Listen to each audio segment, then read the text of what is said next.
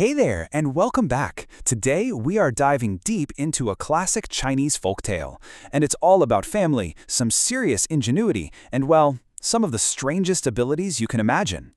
So let's just start with this question, because it's really the heart of the whole story. Picture this. A long, long time ago, on the southern coast of China, there's a family with 10 sons. And get this, they're all completely identical. I mean, so much so that only their mom could tell them apart. But here's the twist. Each and every one of them was hiding a secret, an absolutely extraordinary power. Right, so let's introduce this very special family. They lived a pretty simple, humble life with their mother, and for the most part, you'd never know they had these gifts. They were dormant, you know? These weren't powers they were just showing off all the time. Nope. They were special talents that would only show up when things got really serious.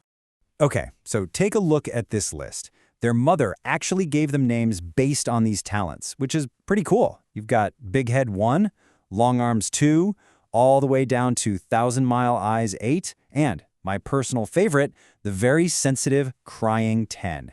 Each name is basically a little spoiler for the incredible power they've got hidden away. So, this brings us to the next part of our story, the Phoenix Egg Quest. For the longest time, the brothers just lived this peaceful, simple life.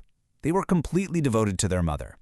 But, as you can probably guess, that tranquility wasn't going to last. And that's when crisis hits. Their mother gets terribly, terribly sick. No medicine works, nothing helps. Finally, a doctor tells them the heartbreaking news. The only thing that could save her is a legendary phoenix egg. I mean, can you imagine? The brothers were just devastated. A mythical phoenix egg. Where on earth are they supposed to find something like that? This is where we see their teamwork just click into place. Out of nowhere, Thousand Mile Eyes 8 shouts that he can see 1 miles away, of all places, in the garden of the cruel local magistrate, a phoenix just laid an egg. So that very night, it was Long Arms 2's time to shine. He stretches his arms over fields, over streets, right into the garden and snatches that egg without making a single sound. Absolutely incredible. And just like that, the egg works. It cures their mother, and the family is just over the moon with joy. But their celebration didn't last long, because the magistrate, who was known for being a really nasty guy, found out someone had stolen from his garden. And to say he was furious would be an understatement. So he sends his guards to arrest the thief, right?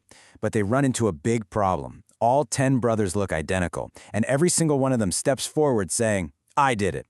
The guards are totally stumped. So I guess they panicked and grabbed the one whose head looked a little bigger. That'd be Big Head 1. But then, as they try to drag him through the city gate, his head just starts to grow and grow and grow until it's way too big to fit through. You can just imagine the magistrate, right? He's baffled, but he is not giving up. He just says, "Fine, we'll behead him tomorrow outside the city walls." But here's the thing he didn't count on. Favorable Wind Ears 9 was listening in from miles away and heard every single word. So now we get to see this unbreakable brotherhood in action. Did the brothers panic when they heard the magistrate's plan? Nope, they had a plan of their own. And it involved using their identical looks and their crazy powers to just completely outsmart this guy, one punishment at a time. So, first up, beheading. The next morning, it's not Big Head 1 who shows up, it's Iron Bones 3. He just calmly takes his brother's spot. The executioner swings this huge, sharp axe with all his strength, and clang. It just bounces right off his neck. The brother apparently just laughed and said it felt like a nice scratch for an itch he couldn't reach. Amazing. Okay, so the magistrate is furious, right? His next order? Skin him, alive! So that night, the brothers do another swap, and this time it's Copper Skin 4's turn. The guards come at him with all the sharpest tools, but it's completely useless. His skin is literally as tough as copper. They couldn't even make a scratch. Well, the magistrate is getting desperate. His next brilliant idea? Drown the guy by force-feeding him water. But of course, now it's Big Belly 5's turn. So the guards start pouring barrels and barrels of water down his throat. They drain an entire pond, and he just swallows all of it, doesn't even look bloated, and then has the nerve to ask, "Got any more? I'm still a little thirsty." You just can't make this stuff up. All right, next up on the list of horrible punishments, frying him in a giant wok of boiling oil. But for Heat Lover 6, this wasn't a punishment. It was a spa day. He was so excited he jumped right into the wok before the guards could even touch him. He's splashing around in there, waving at the magistrate, shouting things like, "Oh, thank you, this is just what I needed, so refreshing." Okay, at this point, the magistrate is just completely out of ideas. He's desperate. So he has a brother taken out to the deepest part of the sea and thrown overboard. But it's long legs 7, and he just stands up. His legs stretch all the way down to the ocean floor. He's towering over their little boat like a giant. His head is up in the clouds, and these huge ocean waves are just lapping around his knees. So as you can imagine, the magistrate is just done. He's been defeated at every turn, he's totally enraged, and he finally realizes he can't hurt these brothers directly. So he decides to go after the one thing he knows will hurt them all, their mother. And this is where things get really intense. Of course, favorable wind years, 9, hears this awful threat the second the magistrate says it. He tells his brothers, and the news sends the youngest of them all, crying 10, racing straight to the courthouse, absolutely terrified for his mother. Now, what happens next is not what you'd expect.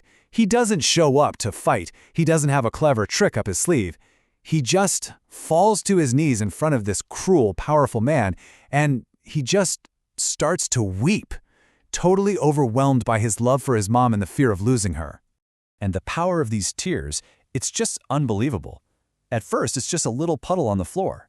But as he keeps crying, that puddle grows into a pool. The furniture starts floating. And then it becomes a raging river right there inside the courthouse. The water just keeps rising and rising until this one final massive wave just smashes through the building and sweeps the magistrate and all of his guards away forever. It's an incredible moment. The power that seemed like the weakest of all, a boy's tears, turns out to be the most powerful, unstoppable force they had. And with that, the threat was literally washed away. The 10 brothers and their mother were finally safe. And you know what? After that day, they never had to use their strange powers ever again. They just got to live out the rest of their lives in peace. So it really leaves you with this question, right? Their greatest power. Was it the steel neck, or the endless arms, or the flood of tears? Or was it their unity? I mean, their individual abilities were amazing, for sure, but they were only truly invincible when they worked together, when they were all fighting for something they believed in. Maybe their real superpower wasn't any one thing, but the unbreakable bond that made them a family.